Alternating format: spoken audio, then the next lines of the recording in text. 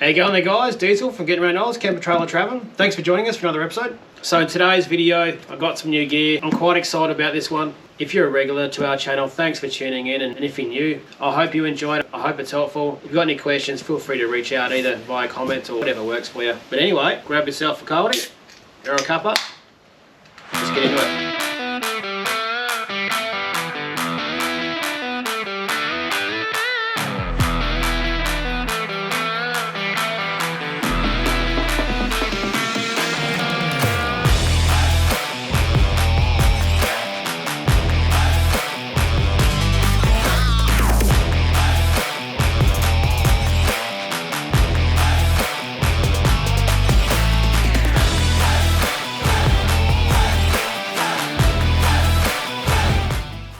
The idea with this one here is, and I've got to say thank you to Vic Off-Road, who are in Victoria. I'll chuck their website up on the screen now. I've had a few products from them now, and this is another one. The other ones have been great, and they've actually been really helpful in regards to support questions and those types of things. So yeah, I recommend you checking them out. The way I do it at the moment with a 30 litre drum, which I'll just chuck up on the screen now, it works and it's functional, but it's not really ideal, and it does take up a lot of space in the back of the car. It is a little bit of work as well. This one here is a 30 litre pressurised water tank, and from what I read, it can be accessed from both ends. So the idea with this one is I can actually chuck it on the roof of the Pajero. It'll go along, you know, so you can see the length there, it'll go along one of the sides there, and I can just run the shower head straight off that, you know, straight off in the shower curtain. And it'll also mean I'll be able to do away with the hot water system as well. Again, it works great. The hot water was great. You know, there's nothing like a hot shower when you're camping. It's quite a luxury. But again, it's, you know, you've got it's got to hang up. So that's, you know, it takes up a bit of room hanging it up and taken out and all that sort of stuff. You've got to run water from the container in the back of the car all the way around the side up into it. You've got to run gas for the hot water from the gas bottle straight up the top there, and obviously then you've got the connection for the shower head. So adding a gas bottle, a hot water system and a 30 litre drum. This unit here should mean that I won't need any of those. It not only should help me out with setup times and pack up and bugging around and those types of things, but it's just a lot less to worry about. And if I can put it up on the top there and have it all ready to go, that'd be a bloody treat. So this one here can heat up to 30 degrees in the sun. It's actually going to save me a lot of extra work, really, which means it's just more time for camping and more time for these ones. Let's be honest. Anyway, I'll crack him open and we'll have a look, eh? It's a big old bloody box.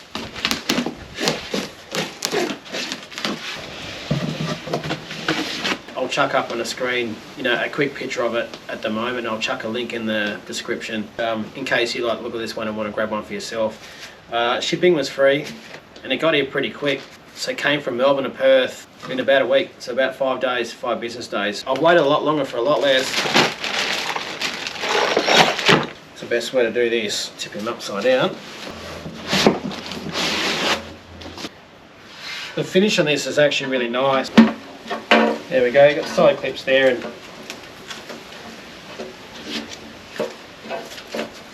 some little Velcro straps there to hold that in, so that's handy. So with this one here, there's channels in the bottom here, which is obviously what I'm going to use to fit. It does come with brackets, so not exactly sure how I'm going to fit that on the rhino rack, but I'll work it out. Weight wise, this is 15 kilograms, so obviously a consideration to make sure we're not overloading the roof rack.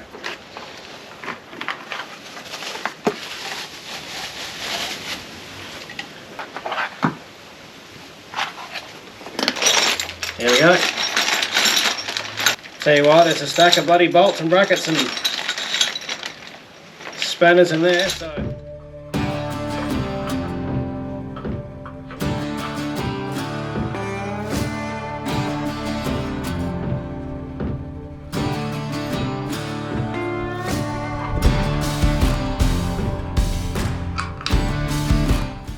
So that's everything there.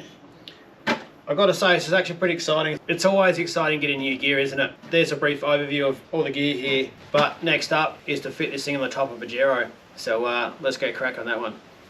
Alrighty, so look, I've jumped the gun a bit. I'll put the tank up there, so I won't be able to show you the actual installation itself, but I will be able to show you what I've done. The reason I didn't record the installation because I did it last weekend and the weather went to shit. I was also pretty committed once I started and I wanted to finish it regardless. I did have a couple of challenges as well, so as I was putting it up, I did get a bit of advice. So I've had to do it a bit differently than I first intended. I reckon the way I've got it there will work out and will still do the job for me. The issue I had, and I guess I'm going to have to chuck up some pictures on the screen now to help try and explain it. So the tank is designed to run up and down the length of the car, okay, from front to back. So it's going down that way, bracket in the front there, bracket, 2 brackets on the back there.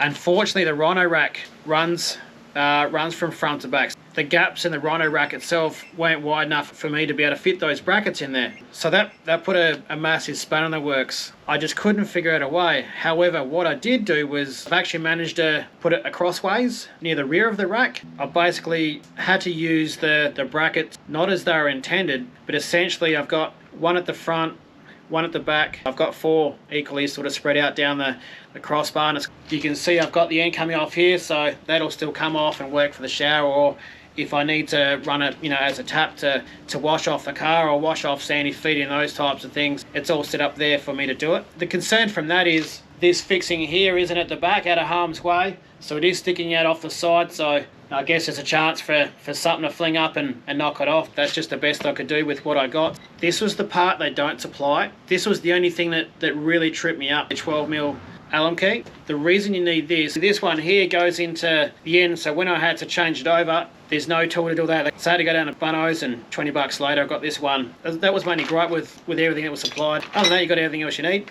Anyway, I'll show you how I fit him up there. So you can see there's one there, one there, one there, and one there. There's a bracket there, and a bracket there. You can see how I fix the others there. This is the air pressure valve, so this one here will connect up the compressor in a bit, and this one here is air release valve. There you go. If you've got something smaller than a garden hose, you can put it through there, but I'm actually just going to run the garden hose this one, so I'll take this one right off. When I'm doing this, you'll get to see the air release valve kick in as well.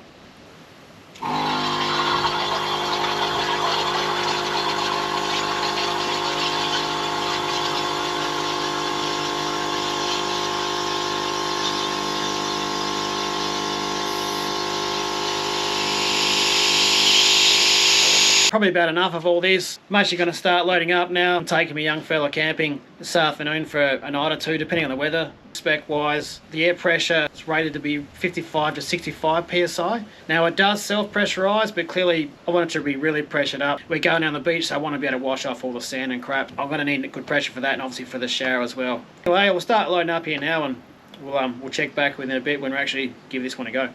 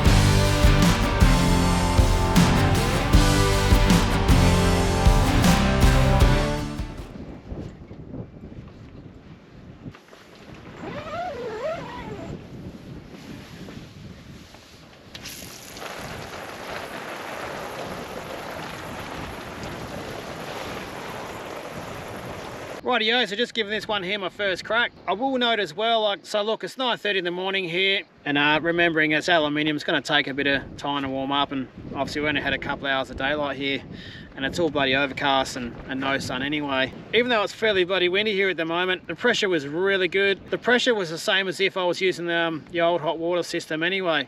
If anything, this one here was probably a bit better and a bit more consistent, I reckon. It was a cold shower though, unfortunately. We're going to pack up here pretty soon, and we're going to hit the dunes and do some four-wheel driving. We're going to give this a few more hours in the day. I'll actually come back to this afternoon once we've had a few hours of sunlight. As the day goes on, this will start warming up. It is supposed to be 27 degrees today. It's probably, you know, in the late teens at the moment, so there's a bit more to go on the day, and we'll actually come back and check this one out. But we have been fishing this morning, and if there's one thing salt water does to fishing gear, if you don't wash it off, is it bloody ruins it. So I'll pop back in a bit. We're going to pack up. I'll take the hose off. I'll get the spray gun out, and we'll test it out, trying to hose off all the fishing gear. Chuck this hose on here.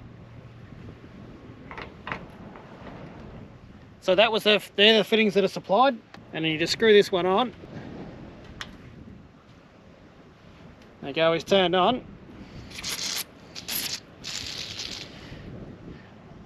So I forget how many settings this spray gun has. I'll chuck up on the screen, but obviously that's one. It's like a bloody, it's like a sprinkler.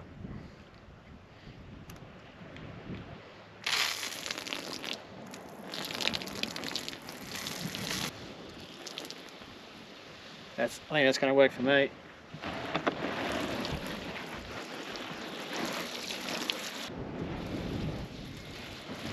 Bloody sand all through this thing, eh?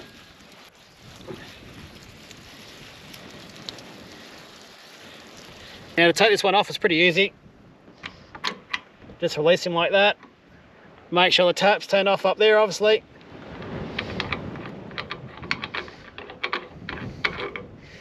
I just did that one up by hand, as you can see, and there wasn't any leakage. So yeah, so hand tight was good enough for that one. Rightio, so we've just got home and unpacked everything, and I reckon it's time for us to give this thing the final test. While it's overcast at the moment, we probably had a good an hour or 2 hours with the sunlight, which I reckon should have that tank heated up enough to see if it's going to work as a shower. These bloody birds up here, they make a bit of noise. I guess that's one thing this doesn't have is a gauge to know how empty or full it is. You know, do the old dips there. Yeah, maybe it's an idea, not sure how you do it or how much more it costs to do that. Oh wow, that didn't take much at all.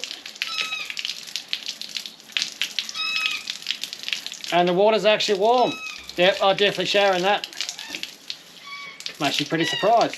Like it's not hot, but then again, it's not a hot day here either. You know, after a day in the sun or a day above 25 degrees or, you know, 30, 35, I'm sure this will be good. I did do a little test myself last weekend when it was a 35-degree day, and the water was actually quite warm. So I do know that it gets warm, but I guess it's just a situational thing, isn't it? If you know what the weather's going to be like, it's going to be a warm day and you're going to be setting up and you'll have your shower, you know, later in the day before the sun goes down, this thing would work. But obviously if you're, you know, going to shower after hours or in the morning, then it's probably not the go for you. In summer, this will obviously be very good for me. But if I know the weather's not going to be that great, or it's, you know, it's not going to be that warm, I will need to grab my hot water system and the bucket.